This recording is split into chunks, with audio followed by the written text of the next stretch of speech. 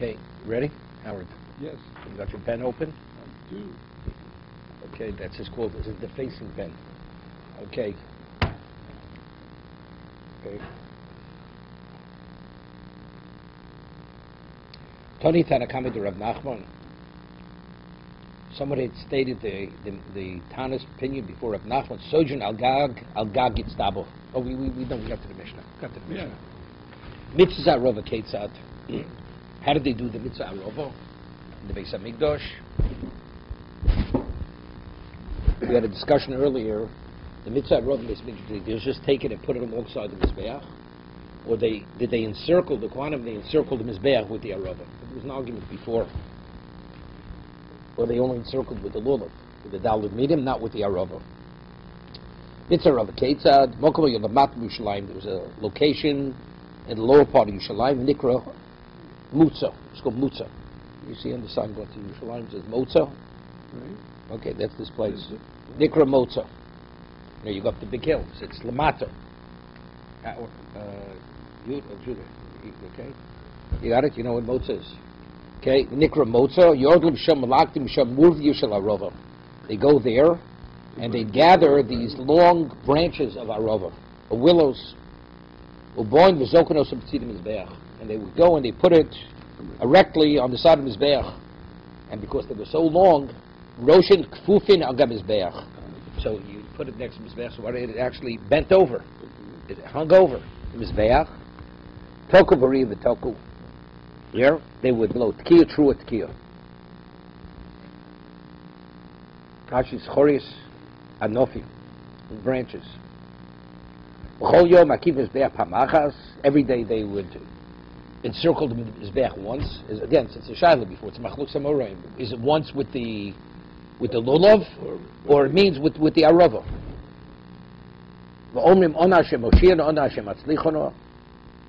That's what they would say. Rabbi Yehuda Omer, Ani v'ho Hoshiano.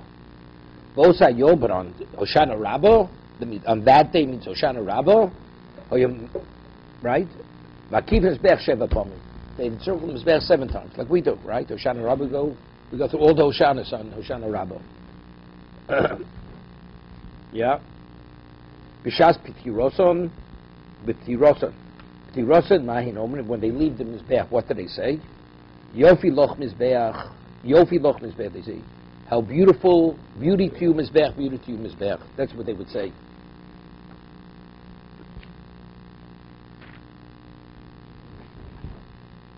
Take a look at Rashi. What did they say? Ona Shem Hoshiano. Rabbi Yehuda says they say Ani v'ho Hoshiano. So Rashi is what's Ani v'ho? The gematria numerically Ona Hashem. Vod Mishivim Shnayim Shemos Hein Nekuvim B'Sholosh Mikros Smuchim Parshas.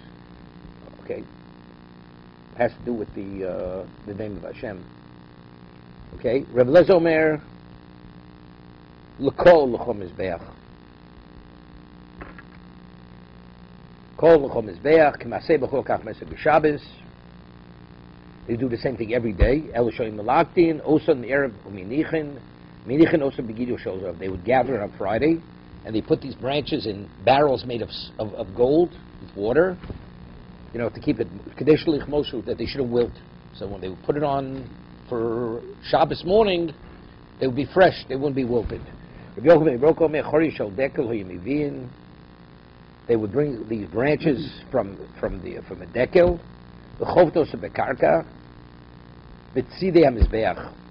and they would actually hit it to the ground. They would like whip the ground with it. Okay, they would call it. It was the day of Chorius. Miad Tinokos Shomtim Shleveim.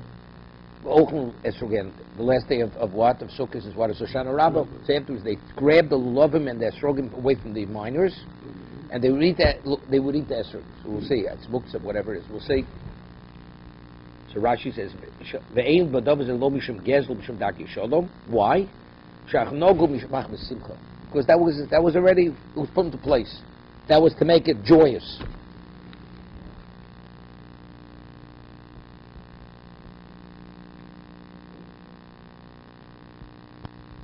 Yeah. Now it's interesting. Ramon, there's a question on Purim. People they act a little wild. So on Purim, people actually damage other people. They tear their clothing, they whatever it is. So the question is, do you have a right? Do you have a financial claim? Or do we say also, because since that's the minute to act in a certain way, it's inevitable it's going to happen, so therefore you have no claim. Same thing as here. The reason why it's not Gezel and it's not even Darki Shalom, because the question when you take from a child, you're a violation of stealing on a rabbinic level, because a child can't acquire. Something a child acquired, or Darki Shalom, because if a father sees somebody taking away something from his child, the father gets upset, or gets into an argument with the person who's trying to take from the child. Regarding this, neither apply. He says, because that was the minhag. He did it because of Simcha. Tana mokom klanyo havo. No. Yechayev. Of course, why not? It's only speaking when you went to sleep, the kelim were there before you went to sleep. Let's say when you sleep, somebody puts a kelim alongside you, and then you turn over, then you're not chayev. Okay? Tana mokom klanyo havo. The place where they went to gather the arovis, it was called klanyo. Klanyo. The Tani did done by Talmud Gebutza said it was Klanya. So what does our Tana say? The location, lower part of Yerushalayim was called Mutza or Motza. I didn't make it Mikargo Demal Korle Motza. You hear this? Klanya means tax. Tax in Aramaic, whatever the language is, Greek. It was Klanya. But the community, because they were absolved from the tax, so they called it Motza. We were removed. Lotzi. They were taken away. They were taken out of the tax. He says, Rashi says, Klanyum ben chorin min hamashel melech. Klanyum means the other way. Mavni tarka motza michlal hamas shel melech. They were removed from the tax rolls. Vainu nami klanya tosefta. So it means the same thing. The Roman tax. Probably.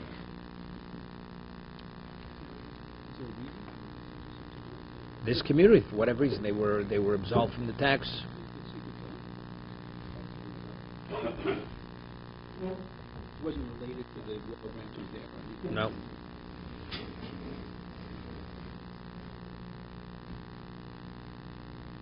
Yeah, take it. There's an interesting tosis here. It's the fifth toast on the page. It says they would grab the love in their struggle with the children, and he quotes Rashi. Shomtim leveim lulei noka shomtim v'hagadol miyad v'ochlem ha'esrogen shel vein v'dov gezel v'lo mishum dakir. It's not considered stealing. That's the way they would celebrate. So it was, everybody agreed. Now he says, we're able to draw from this. The way they would actually sell, they would entertain the chosn kala. They had people riding horses, and they would they would joust one another. And people, they would actually tear the other one's clothing. Oh, but calculus asus, he would damage the horse. It's it's shem pturim. Why? Because that was the minhag. So it was agreeable. Entering into that, from the onset. No, that's the way it is. It doesn't mean the way Rashi learns that adults, they grab their srogan from the children. El miyad klomer la'alter hatinok shomtin l'leveim atzmon toch harova, meaning after the minors that would finish, they put it down. Vishalulav oruch, the sochim of the children, after they would play with it. Besrogein hoyo ochlin. Vash necha reporach v'gmora l'man v'esruk. Okay, so we'll see. Ubon v'zoken osam b'tzidei. They would take it and they put it alongside them. He said, Tana, rabos v'aruchos ugvos. There were many. They were long and high. Achad. Yeah, achad eser amo. The length of this was 11 amos. Now, how high was the mizbeach? 10. So if it had to droop over, that additional amo caused it to droop. Okay? So it was achad eser amo. They should go chos al mizbeach amo. So it drooped over the mizbeach 1 amo. Because that. Omar memreim mishum arzut shmamina al yisod monachlu. So, there was a yisod, there was like a step that came out from the bottom of the mizbeach. They would put the bottom of the branch not on the floor of the sanctuary, but on the protrusion from the mizbeach. Why? Because if they put it on the ground, that means it goes on a diagonal. When something goes on the diagonal, you're losing on the length. So you have to have more than a length. If it has to droop an amo, and you're putting it on the floor, and there's a protrusion on the side of his bear, so what does that mean? So that protrusion causes, it's on the top, it's not, if it's directly alongside it, but it can be alongside it. So you're not going to have an amma drooping over, right? Michli olam v'konasam zeh yisod, right? What was the profile of his bear? Ola amo, it went up an amma off the ground, then it was indented an amma. Konas amo, zeh yisod, that was the yisod, that was the base of the mizbeach. Ola chomesh, then it went up another 5, v'konas amo. And then it was the indentation. Mizbeach had indentation in it. Zeh sovev, that was called the sovev. They were able to walk on the side of that, the kohanim. Ola sholosh, it went up another 3. Zeh mokum akronos. That's where the corners were, the corners of Mizbeach. If it was on the floor, on the ground, rather than on the step, right? So you're going to lose. You're not going to have a damba. So therefore, this concludes that it was on the yesod, on the protrusion, the bottom protrusion. Shmamino, conclusive proof that it wasn't on the ground itself. You got it? Yeah. Ground up, Howard. Ground up. You ground it? Okay. Yeah.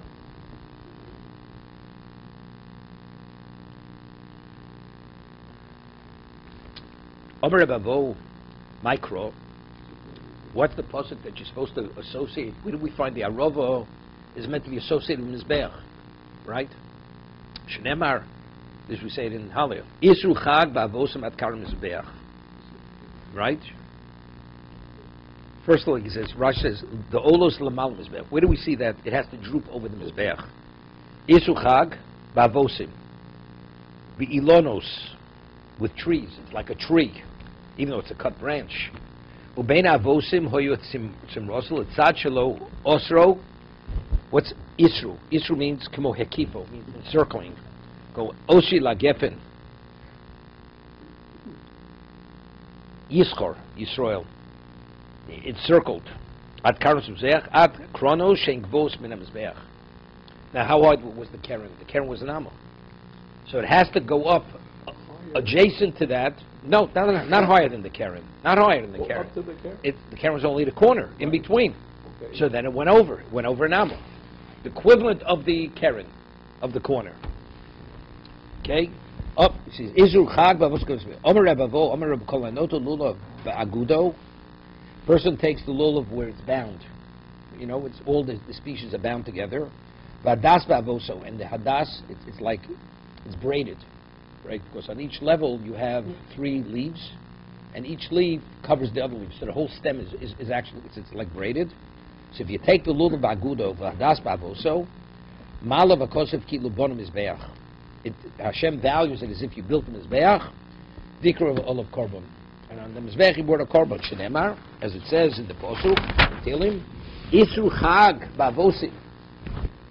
That if you go and Isru comes, what's Isru? What does it mean the word asur? What was it? It's forbidden, but why? It means you're restrained. That's like bound, right? So therefore, Isru chag, if you take the lulav, the species which are bound together, ba'avosim, what's avos means it's thick, it's braided. So that's referring to the hadas. It's like a braid. At karnas mizbeach, it's the equivalent of what? Of bringing something on the mizbeach. Otherwise, what is that? What relevance is one thing you have to another? You have to say, why is it so? Why is it? What would you say? What would you say? Saying that a person takes the lulav, where all it's bound together, and you have the hadas, Hashem values it as if you built the mizbeach and you brought a sacrifice to the mizbeach. Right? Why? Now, the 4 species of lulav represent every segment of Klal Yisrael, right? The person who has Torah and mitzvahs, the person who has mitzvahs without Torah, the person who has Torah without mitzvahs, and the Rasha. So what does Hashem say? Take all the species, bind them together, and each one will atone for the other. So this is the unification of Klal Yisrael. What's the ultimate? What is korban? Brings us close to Hashem. So what keeps the distance? Because we're fractionalized. So if you take the species bound together, which symbolically represent every aspect of Klal Yisrael, since I value it, like you built a mizbech, you brought a korban. I mean, the effect is similar to the korban. That's how we understand it. Right? Okay. Omer Reb Yirmi Yishum Reb Shimon Yichoi, Omer Reb Yochanan. Reb Yirmi said name Reb Shimon Yichoi, Reb Yochanan Yishum Reb Shimon HaMachuzi. Usually, very often in Shas, you find Reb Yochanan always says things named Reb Shimon Yichoi. Usually Reb Yochanan. Here it's Reb Yirmi, it says something named Reb Shimon Yichoi, and Reb Yochanan, the name of Reb Shimon HaMachuzi, unusual name, Yishum Reb Yochanan HaMachuzi. Machuzi, Machuzi. Kol Ose Isa Lechag, Achilu Shtilo, yeah. A person who makes Isa B'chag. What does it mean, Isa B'chag? Agud Lechag. Meaning, B'achilu Shtilo. Meaning you put together, Aguda means you put together a meal, eating and drinking. Malav Akoski Labono Mizbeach, Vikr Vela Korban. Okay, so that's, I don't know why it's in Russian, it's Aguda Lechag. What is food? How does he even translate? What does food have to do with Aguda? Huh? How does he explain it? In what way do you bind the food? Isru means it's bound together. Malav Koski Lubonam is Vech Grover Korban. If you're saying that put four species together, it's like a mizbeach. No, I'm asking a different question. So then you have to eat the korban in order to make it valid. So that would be binding in the food. No. You didn't hear the question. Okay. You said, what does the food have to do with binding? No. We're not talking about it binds the intestines. It's Isser. It says the food is achilu shtiyah. Is l'chag your Rashi, of course, Rashi says l'chag aguda l'chag. What is that aguda l'chag? Does he explain what it means? It says that if you have is l'chag b'achilu shtiyah,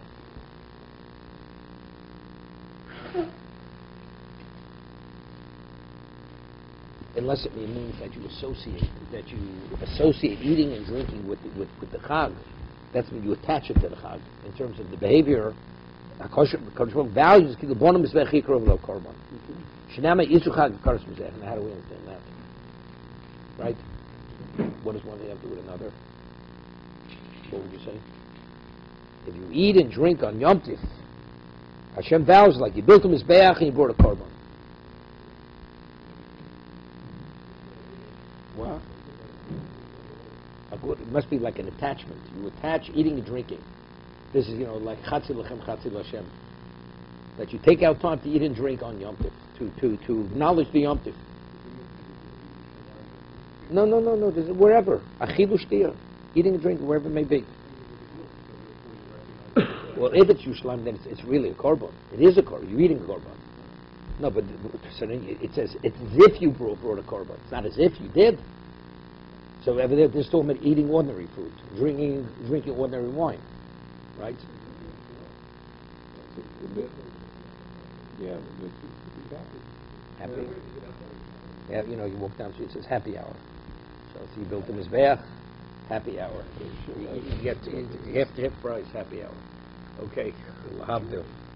So what I think is, there's a famous word from Rabbi Simcha, Norman, you could say it over on Pesach in Israel, that what is the difference between Shabbos and Yom Tif?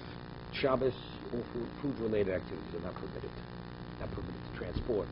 Yom Tif, you cook, you bake, food-related activities, certain are permitted.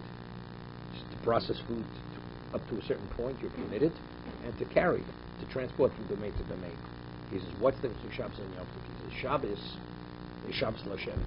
You have to focus on Bein Adam L'Amokum. Strengthen your relationship with Hashem. Therefore, you're restricted in all food-related activities. There's no social interaction. Yom Tiv, Kodesh Baruch Hu wants us to solidify our relationships with our fellow Jew. It's the Achdus. Achilu Shtiyah, that indicates Achdus. And again, it's the unification of Klal Yisrael. Similar, as we said before, taking all, understand, it's not happy. It's more than a happy hour. Okay? It's Bein Adam L'Chaveiro, that's what it is. That's where I understand it. That's because he made the prayer for her. Yes, he has no relevance to us. What does a goy have relevance to a Jew? Right? The whole idea is to strengthen the relationship among Jews. Yeah. Lapid is having, he's resurrecting Arafat's name at his table for Yom Kippur. That's what they say. And they're going to serve a donkey. Okay? Oma Chizki Omer Rabbi Yirmiyah. Yishum Rabbi Shimon Yechoy. Chizki said in Rabbi Yirmiyah name Yishum Yechoy. Kol ha-mitzvahs kula ein odem yotzib elo derech yedilosa. Mitzvah lulav. Let's say a person makes a lulav upside down. If you hold it upside down, you're not yotzei. Has to be the point upward. Of course, it has to be the way it grows. The esrog, the pitum, has to be upward. That's why before we say the bracha, we turn it upside down. So it should be over lasi yosam. The bracha always has to precede the fulfillment of the mitzvah. So by taking it not in its upright position, so you're not yotzei the mitzvah. It's called mitzvahs kula and yodam yotzei ben eli yidach liyotzei shnemar. Atzei shitim omdim. Where's this pasuk written? This is by the Mishkan, right? When the cedar wood, which was the crushing, they were put how were they weren't put horizontally, they stood vertically. So when it's vertically, the way the cedar tree grows, atzei arozik, atzei shitim omdim, tani amai hochi atzei shitim omdim sheomdim derech gedilosa. When they stand, you don't put them horizontally, you put them vertically the way they grow. Davrach omdim shemamidim es sipuyom. Meaning, how did the crushing look? They were covered with gold. So the Gemara says in Svachim, they would take gold, they would hammer out gold foil. Okay? Then they would wrap the beam with the gold foil, and then they would take a gold nail and they would hammer it in to attach the gold foil so the beam was enclosed in gold. That's how it was gold. It wasn't dipped. The wood wasn't dipped in gold, in molten gold. They would actually attach it through that. Shemamidin es sipuyin. The beams were the basis for the gold covering to be secured, attached to it.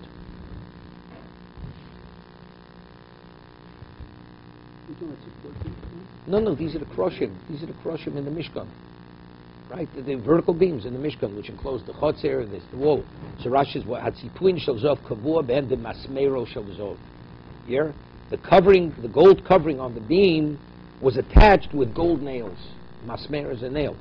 Kirichsiv, there's a kroshim titzaper, zov, v'lohoya ose tas oruch, shemini saker shemod me'elov. They didn't take a piece of foil that was so long, which was 10 amos long, they just wrapped it. You do it that way, you don't need a nail. You just wrap it around, right? No, they had pieces, and they would have to. The only way it would stay on, not because it was so long, they just wrap it. It was actually nailed on with a gold nail. That's how it attached itself. Okay? So that's omdim. The keresh, the beam, caused the gold to be attached to it. Davarach, another pshat, what does it mean? Omdim, atishitim omdim, shematom ovat sivram votla sikuyon. Right? What happened afterwards? After they built the Beis Hamikdash, right? Or let's get Mishkan Shiloh, or after what did they do with the beams? Right? They were hidden away. We'll call Geniza. They were nignas. The Ol Moed, the communion tent, wasn't needed in the Beis Hamikdash. So what they hid it away. So basically, once they didn't function any longer. Botel sikuyon.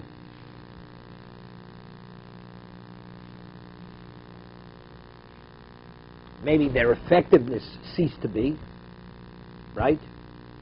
You hear this? Even though they're buried, wherever they are, they don't decompose in the ground. They stay. They will be there forever. Now there's a famous Gemara here. He was so immersed in the learning he didn't hear anything. Yochel ani, hear this, what Shimichoi says, Yochel ani lifter is called olam kulum min adin. Miyom shenivresi arato. Hear this, what Shimichoi says, I himself am accomplished sufficiently that I'm able to absolve the world from midas adin, from judgment, from the time I came into existence until this moment. In terms of what his value is. Vilmolei Eliezer b'ni imi, and together with the merit of my son Eliezer, right? He was in the cave with his father for the 12 years. Miyom shnibra olam arachshav. Not only from the time that I came to this, we're able to go all the way back to the beginning of existence until now. Now it's interesting. If it's himself, Rav Shimon was definitely greater than his son. He says, I'm able to absolve the world from din from the time I came into existence till now. But together with my son, the beginning. I mean, his son wasn't greater than him, so let's put 1 and 1 is 2. So you say, well, the extent of his life. We'll go back 2 lifetimes. Once he adds his son to the equation, now he's going back to the beginning of existence. How do we understand it? So you say, what? The sum total is greater than its parts, but still, to such a degree, go back to the beginning of existence. And secondly, what is he boasting? Or he's just saying fact. What do you mean you're absolving them from din? So Rashi says, he says, in my merit, I'm able to suffer on their behalf. You know, Rav Shimon when he was in the cave for 12 years, he suffered plenty.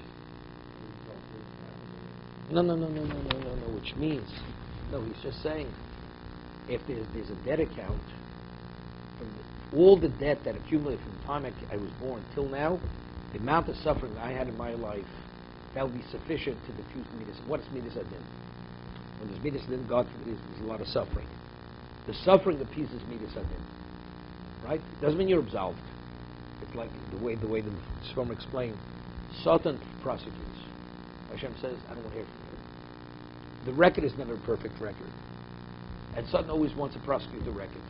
Hashem says, I don't want to hear from you. That's midas harachmi. But what happens if the record becomes so overwhelmingly flawed? Hashem can't keep something out. Has to allow him to stop prosecuting. The moment he starts prosecuting, there's a lot of suffering, a lot of pain in the world. So then Hashem says, enough. My children have suffered enough. I don't want to hear from you. Throws them out. So Rav Shimon says, I've suffered enough in my life that will silence Satan. That will silence him. And he can't come with it, I want to prosecute. I once told over a story. Rabbi Zalman Nelson Zecher Tzaddik L'Bracha was Aaron Kabbal's father. In the late 40s, the bomb went off in Yerushalayim, and he was wounded with shrapnel in his leg. And he was known, he was already a man in his 80s, and he was known as not only the Godel Hador, he was known as the Tzaddik Hador. He was a very big tzaddik. Very big tzaddik. So they went to ask the Chazon Ish, man of this dimension of holiness, what it deserves to be wounded with shrapnel, right? So remember the punchline. Okay. So the Chazon Ish said, Rabbi Zalman Nelson being wounded is the equivalent of 100,000 casualties. Why? Ordinary people die. Hashem says 100,000 people have to die before Hashem says enough. You've taken enough of my children. But a person of the dimension of Hashem, you mean after a man like this is injured, you want more? It's because of his dimension of relation with HaKadosh Baruch Hu. Hashem says enough. I don't want to hear about it anymore. Yeah, that's how the Chazon Ish explained it. So that's the reason why, to prevent 100,000 casualties, Hashem caused that he should be the one to be injured with the shrapnel. So I'm saying Shimon he was a very special person. He was one of the most special Talmidim. He was Reb Kiva's Talmud. He was Meron, right? Very special. He suffered for 12 years. Because he was hiding from the Romans. When he came out, he was buried in sand because he didn't want his clothing to wear out. Afterwards, he had crevices in his skin from his flesh that was like cracked. Suffered tremendously. Besides being, a fugitive, everything else. He says, I've suffered enough in my life that from the time I came to existence till now, I can absolve the whole world from midas adin. That's what it doesn't mean. Of course, there's a debt account, but the debt account is not going to be called in. That's what it means. But I'm only saying one. But the second part, he says, if you add my son, we go back to the beginning of existence. Why? I mean, so double the suffering, triple the suffering. Go back to the beginning of existence. That I don't know. Does he say anything about the difference from the time he came into existence to the beginning of existence?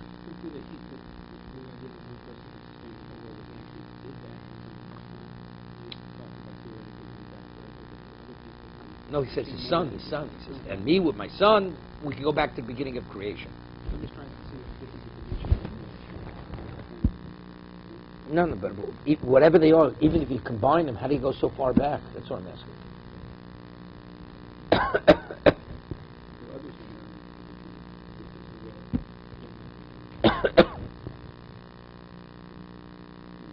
He said, "Vilmola Yosem ben Uziyo." Iman, if we add Yosem ben Uziyo, Yom Shenivra Olam Ad Sofo. He said, with my son, I go back from the beginning of existence till now. If I add Yosem ben Uziyo to the equation, we could even take it all the way to the end of existence. That there'll never be Midas Adin.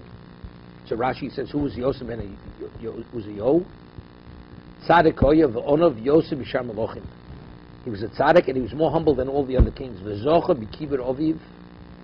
Never Ben Yechabed, and he merited. He gave his father special honor. Ben Yechabed Oviv Shekol Yom She'Oviv Mitzorav Hoya Shofet Am Oretz, and he was a judge. Kedichsiv V'Yosem Shofet Lo Notel of Kesem Malchus B'Chayu. Even though his father was not functional, he was in the Torah. He never took advantage. He said, "Now I have an opportunity. I can put the crown on my head." And any psak halach he gave ruling, he always gave credit to his father. That's the level of kibbutz he had. He honored his father to such a degree. See, there it's not a question of suffering. That's doing something special. Eliezer's son was suffering.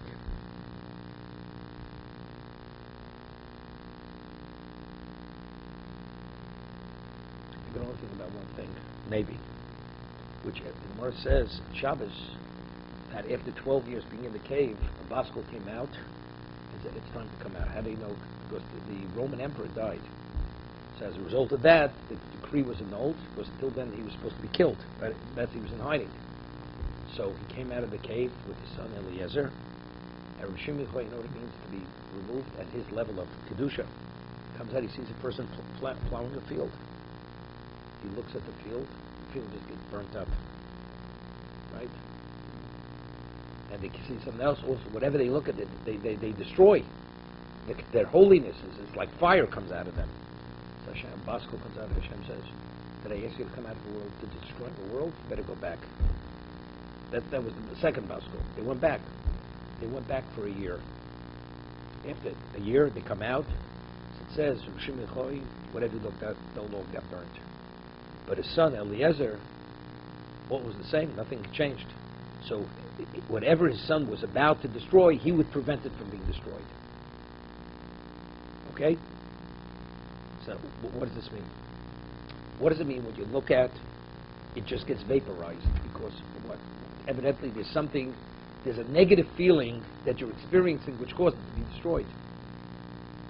Meaning his level of clarity was such that if Kovod Shamayim is not in effect every moment, where your life is fully invested in doing mitzvahs and Torah, it's a disgrace. It's something he couldn't tolerate. And because he couldn't tolerate that, he burnt up. Everything got burnt up. Hashem says, but that's not the reality of my world. My world is not everybody's at that special level. You better go back in and you got to recalibrate. Come out recalibrated, then we'll talk. But Shemini could deal with it. Came out, he was able to deal with it, even though he was at a different level. But he was at a level, he was able, a capacity to deal with everybody else who's not at his level. Eliezer couldn't, his son. But what was it? So Eliezer had that experience of pain, which Shemini didn't have. The pain is he's pain for Hashem. Because of that, now we go back to the beginning of existence. You understand? We're not talking about what he suffered in the cave. Not talking about physical pain here. This is pain for what? That Hashem's glory is not being glorified. That's the pain we're talking about. For that, we go back to the beginning of existence. Does he say anything in the Art Scroll?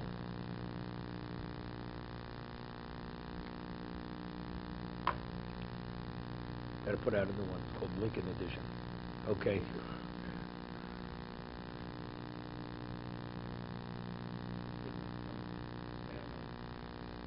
No, I'm sure they don't, but is the question asked?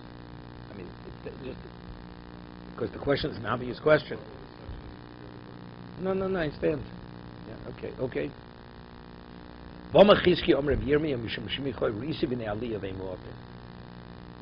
Chizki said in Reb Yirmiyah, name of Reb Shem, he says, I've seen special people, exalted people, but they're very few. Yeah. Like somebody once asked me a question. A good question. Hashem sustains this world. Yeah. How many people are in this world? 7, 8 billion people, 8 billion people. And what does he maintain the world? Evidently, it's worth his while. The majority of people, when I say majority, I mean 99.9999999 have no relevance to God. It's about wasting his time. How many tzaddikim are in this world? Count them on one finger, less than a finger, relative to the number. So what's Hashem doing? That's the question this person wants to ask me. Why is he maintaining this world? Pull the plug and forget about it. Right? So what would you answer? Well, so this person who asked me the question goes back about 25 years ago. So I said to him, look, you own many companies, and you have 25,000 employees. They work 3 shifts, 7 days a week. Does it make sense? So many people work around the clock for you, your wife, and you have a few children. Does it make sense? The answer is, let 100,000 work. It's me, my wife, and our children. Right? So I said, Hashem, a handful of tzaddikim, all existence is worth it. If you understand what Hashem's relationship is with the tzaddik, of course it's worth it. You run a business, tens of thousands of people working for you, round the clock. But that's to support me and myself, my wife, and my children. I live for that. Hashem wants that to the degree that he esteems and values what a tzaddik is. One tzaddik, the whole world is worth it for one tzaddik. That's what I told this person. And he got it. You hear this? He says, Im Elif. If there were 1,000 Aliyah, Aniyu B'ni Mehen. My son and I were part of that group. The mayor, and if there were only 100, when I say mu'ated, the few, Aniyu B'ni Mehen. I and my son are a part of them. If Shnayim Hein, and if there were only 2, Aniyu B'ni Hein. Yeah? That's the reality. Because Shemini, he's not boasting. He's just saying fact. I mean, are there so few tzaddikim in this world? He's saying, and if there are only 2, it's me and my son. So what's the rest of the world? They're not b'nei aliyah. V'omar Rava tamni sari alfi doro havi dekami kuchabrichu. There are 18,000 generations before Hashem. Shnem asoviv shmona osa elif. So if the dora means rows. There are 18,000 rows of tzaddikim. So how could you say, and if there are 2, it's me and my son? It's not possible. Lokasha, hod is the mistakler mispaklar emiro, hod lo mistakler mispaklar emiro. You hear this? Meaning, the closer you are to Hashem, the greater level your clarity is. There are. The question is, are you in the box seat, front row, second row, or back row? So they're all within the proximity of Hashem, but do they have that clarity? He's talking about the ones who have that special level of clarity. Are there so few even who have that level of clarity? It means the clear lens. There's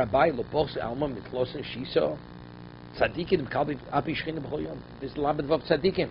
The 36 hidden tzaddikim that exist continuously every day. The Makabli Abi Shechina, the Makabli B'nei Shechina.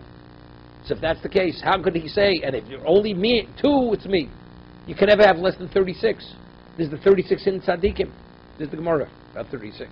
Shenemar, Ashri kol chochei lo. Fortunate are those who hope for him. What's lo? What's the numerical value of lo? Lamed vav gmachit losim v'shiso havu. So how could Shemini say, and if there were only 2, it's me, my son? Minimally, you always have 36. He wants to say he's part of the 36. Fine. Lokasha. But to say, What? but to say he's the one, that's the first. say that No, he's the one's not a problem. To say there were only 2, that's the problem. He could be part of 36 of in son. It's not a problem. okay. He says, and if there were only 2, it's me and my son. But how could there only be 2? You have to have minimally 36. It has to be like what? The son has to be like the father. No. That's not what we're discussing. He said, if there are 1,000 special people, me and my son are part of it. Right. 100, me and my son. So far, we're okay. The 36 is me and my son, he said. No, he says, and if there are only 2, Right.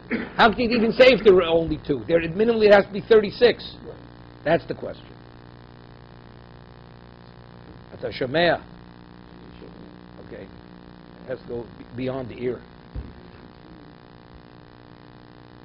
Okay? Gemara says, Hoda Aili Bebar, Hoda Aili Below Bar. You get this? There's certain people that are admitted into the inner sanctums. You can have tzaddikim who have clarity, but they're not admitted into the inner sanctums. That means he's saying, and if there are only 2 are going to be admitted into the inner sanctums, it's me and my son.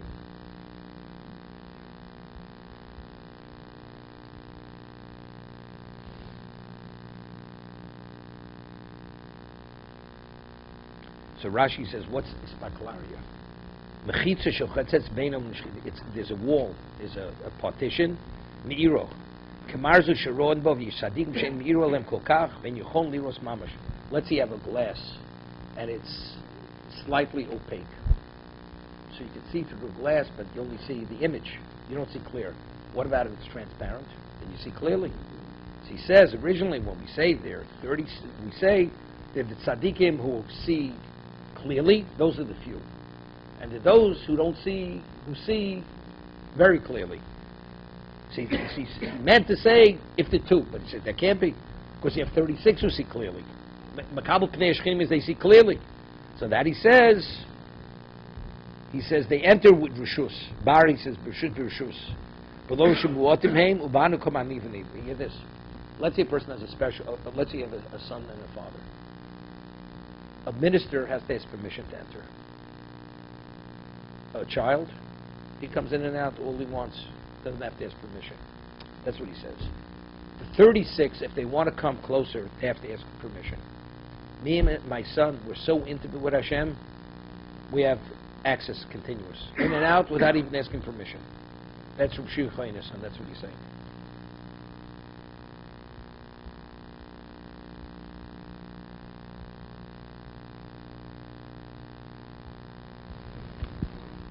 The question is, well, what is he trying to tell us? What's Rav Shimon trying to tell us? Who he is? Right? You have to understand this whole Gemara over here. Right?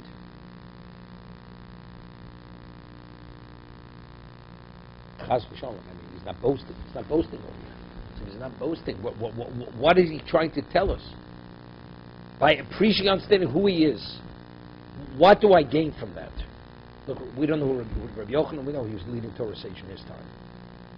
But do we know his degree of piety? He was a tzaddik. No question he was a tzaddik. No question he was this. But to say he was so specifically what he was, so what's Rav Shimon Yochai have to communicate to us what is the mention of tzaddik he was? Why? I don't know. You know, they told a story. It's a joke. It has no relevance to this tomorrow. Yeah, no, only a non-chosik can tell over the story. You have to be a non-chosik. You listen. There was this Rebbe, he had a Tish Friday night. You know, have the Tish. So his Hasidim around him, and he's dressed in his Rebbe regal garments. Howard knows where that is. And he's at the Tish, and they're all eating and this, and all of a sudden he dozes off. The Rebbe dozes off, and they look at him. The Hasidim are gazing at the Rebbe, and they say, he shines like an angel. He's this, and he starts speaking about his praises, all kinds of accolades. But they don't realize the Rebbe's listening. He's partially awake. So, and he say, he's this, he's that. He says, you forgot to say how humble I am. Okay. Okay. B'shas pitiros ma'anom. On Hoshana Rabbah, when they take leave of the Mizbeach, what do they say to the Mizbeach? So the Gemara asks, The Gemara says, the second opinion says they would say L'kol u'l'chom mizbeach to Hashem and to you and to the mizbeach. That means they're equating something else to Hashem. Right? How did they do such a thing? Person who equates anything to the Shem Hashem, he deserves to be uprooted from the world. Shenemar bilti l'Hashem levado. They said L'kol l'chom mizbeach. They take leave of Hashem and you the mizbeach. That means you're putting Mizbeach and Hashem on the same level. On that, the Gemara says, Anachnu modim. We give thanks. And to you we are praising. Anachnu modim. To Hashem we're giving thanks. Two different things. It doesn't mean Mizbeach. That's on the same part. L'kol modim. Hashem, to you we give thanks. And to Mizbeach, we give praise that we have the opportunity to bring the korban. Or to do the arava.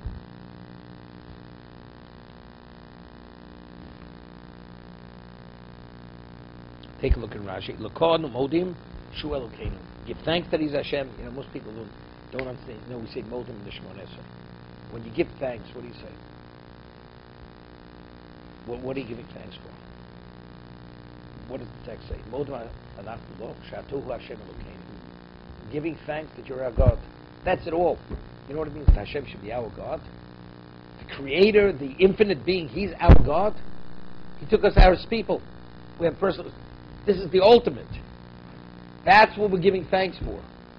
Then we talk about other things, the miracles He does for us, the good He does for us. That's meaningless compared to Shato Hashem Elokeinu.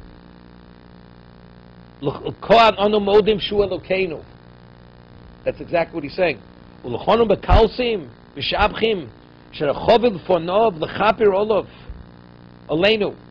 And because you're so endeared to Hashem, therefore you, the Mizbeach, is the location where we're able to attain kapora.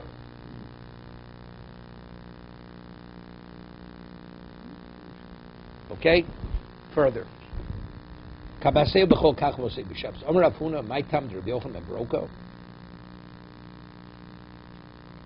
the reason why, right, we have the arava on the Mizbeach? It says, they would take branches of dekel.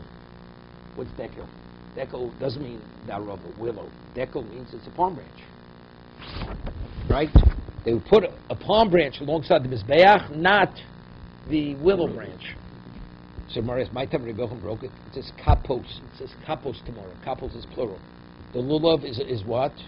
Is the branch of the palm tree. But it says in the plural. But we only have one lulav. You don't take two lulavim. So evidently what's it telling us? Achas lulav, achas Mizbeach. One palm branch you take for the lulav, and the other one you put alongside the Mizbeach. Rabbanan Amri kapasksim, but it's written deleted. The vav is deleted. What is tomer? We speak about the heart of the palm, right? Heart of the palm, you buy it in the can, right? Okay.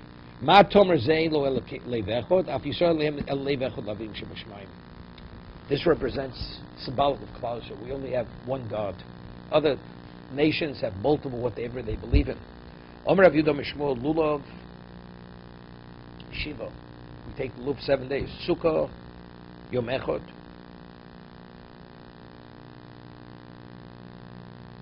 Right? Lulav Shiva. Sukkah Yom Echad. Might tell Lulav the Miski Leilos Miyomim Kol Yom Mitzvah Bapi Nafshi. He says, Lulav every day is another mitzvah. Sukkah is a continuous mitzvah. Right? How do you know every day is another mitzvah? Because at night time you can't take the lulav. So if you can't take the lulav at night time, evidently tomorrow's another mitzvah. Today's one mitzvah. Night time comes, you can't take the lulav any longer. Sukkah, you go into Sukkah, it's 7 days. It's like one continuous mitzvah. You should dwell in the Sukkah for 7 days. Sukkah lo mifski leilos miyam kula shiva kachad yom harichta damu. It's like one extended 7-day extended day. The 7 days like one elongated day for 7 24-hour periods. No, we're talking about the mitzvah of Sukkah specifically. Of course, that's the 7 24-hour periods. But we say Shema Krishma every day also. We're speaking within the context of mitzvah of Sukkah. How do you see it? All the days are like one long day. You enter, You stay there for 7 days. Yeah, but that's rabbinical. This is a doraisa. Yom HaRichter Rosh Hashanah, we see both days as, even though one's only rabbinical, we still see it as the two 24-hour periods is one long day. You do long day. If let's say you go in and then you don't leave the sukkah, right? You don't. When you go out, because that's a hefsek. But the lulav, you say a lulav, you're going to hold that lulav 24 hours. You're still holding it next morning. You have to say another bracha, because tomorrow it's a new mitzvah. Because the nighttime period, right? That was the end of the previous day. Rabbi Chana Amar Rabbi Yochanan Sukkah Shiva v'lulav Yom Echad. What does that mean? Sukkah is my time. Sukkah D'oraisa Shiva. Right? Sukkah on the Torah level, you have to be there for 7 days. Lulav, we said outside the Beis HaMikdash, it's only 1 day. Right? It's additional 6 days of Zeichel HaMikdash to commemorate what they did in the Mikdash. Lulav J'rabona Tzag B'chad Yoma. Ki Oser Rabban Rabbi Yochanan Echad Zev Echad Shiva. We both are 7. Right? Lulav is 7. Yeah. Omer Rav Yosef in the quote, Rabbi Bachona, Yodoch, you should accept Rabbi Bachona's version of Rabbi Yochanan, the Kula Maroi Kaimi Kavosei B'Sukkah, because they all concur with him regarding Sukkah, that it's a 7 day. Okay, we'll stop here.